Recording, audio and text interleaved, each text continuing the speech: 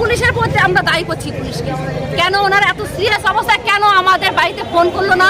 এবার আমরা আসা পর্যন্ত কেন ওনারা হসপিটালে নিল না, কেন ট্রিটমেন্ট করলো না? আমাদের শুধু বারবার বার করে দিচ্ছে। নদিয়ায় ছাগল চোর সন্দেহে গণপিটুনিতে মৃত্যু এক ব্যক্তির। পুলিশের বিরুদ্ধে চিকিৎসা না করার অভিযোগ পরিবারের। কল্যাণীর আদিবাসী পাড়ার ঘটনা। জানা যায় ওই ব্যক্তির নাম তপন মণ্ডল, বয়স আনুমানিক ৩৫ বছর। পরিবার সূত্রে জানা যায় গতকাল সকালের দিকে টোটো নিয়ে কাজে বেরিয়েছিল ওই ব্যক্তি। এরপর অনেক সময় হয়ে গেলেও বাড়িতে না ফেরায় ওই ব্যক্তির ফোনে ফোন করলে সুইচ অফ বলে। এরপরেই কয়েকজন এসে খবর দেয় যে তপন মণ্ডলকে আরও কয়েকজন ব্যক্তি আটকে রেখেছে। তড়িঘড়ি পরিবারের সদস্যরা থানায় গেলে দেখতে পায় থানায় পড়ে আছে তপন মণ্ডল। পরে তপন মণ্ডলকে হাসপাতালে নিয়ে গেলে চিকিৎসকরা মৃত বলে ঘোষণা করে। যদিও এই পুরো ঘটনায় পুলিশের বিরুদ্ধে কর্তব্যহীনতার অভিযোগ তুলেছেন গোটা পরিবার। আর একবার জানায়, ছাগল চোর সন্দেহে গণপিটুনিতে মৃত্যু এক ব্যক্তির। পুলিশের বিরুদ্ধে চিকিৎসা না করার অভিযোগ পরিবারের। কল্যাণীর আদিবাসী পাড়ার ঘটনা। জানা যায় ওই ব্যক্তির নাম তপন মণ্ডল, বয়স আনুমানিক ৩৫ বছর। পরিবার সূত্রে জানা যায় গতকাল সকালের দিকে টোটো নিয়ে কাজে বেরিয়েছিল ওই ব্যক্তি। এরপর অনেক সময় হয়ে গেলেও বাড়িতে না ফেরায় ওই ব্যক্তির ফোনে ফোন করলে সুইচ অফ বলে। এরপরেই কয়েকজন এসে খবর দেয় যে তপন মণ্ডলকে কয়েকজন ব্যক্তি আটকে রেখেছে আদিবাসী পাড়ায়। তড়িঘড়ি পরিবারের সদস্যরা থানায় গেলে দেখতে পায় থানায় পড়ে আছে তপন মণ্ডল। পরে তপন মণ্ডলকে হাসপাতালে নিয়ে গেলে চিকিৎসকরা মৃত বলে ঘোষণা করে। যদিও এই পুরো ঘটনায় পুলিশের বিরুদ্ধে কর্তব্যহীনতার অভিযোগ তুলেছে গোটা পরিবার।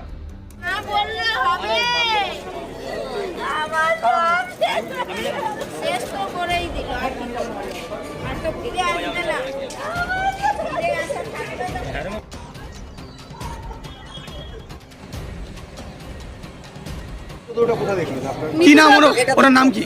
ওনার নাম তপন মণ্ডল। কত বয়স হবে? 40 হবে। কি হয়েছিল কি? আমরা জানি না, সকালেও 11টা নাগাদ টোটো গাড়ি নিয়ে বেরিয়েছে।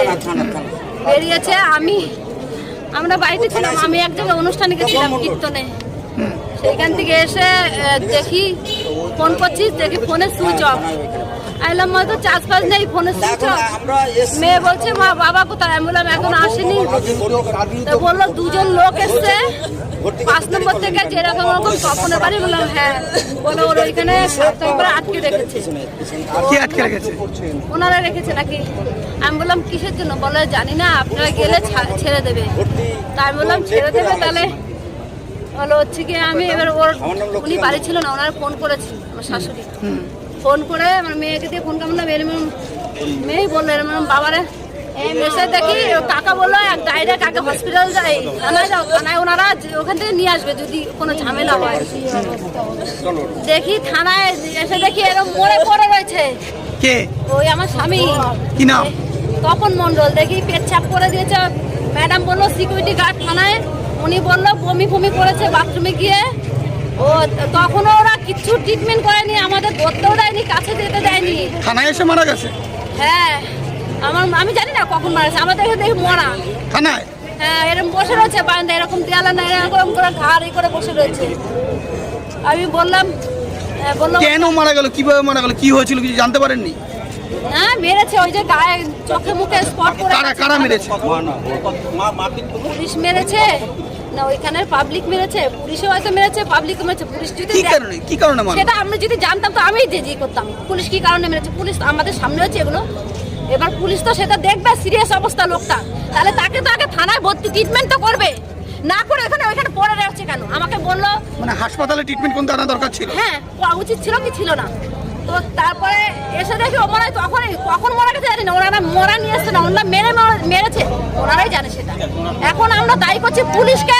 পুলিশ যেখান থেকে উদ্ধার করছে তাদেরকে আমরা সকলকে দায়ী করছি। কোথা থেকে উদ্ধার করেছিল পুলিশ?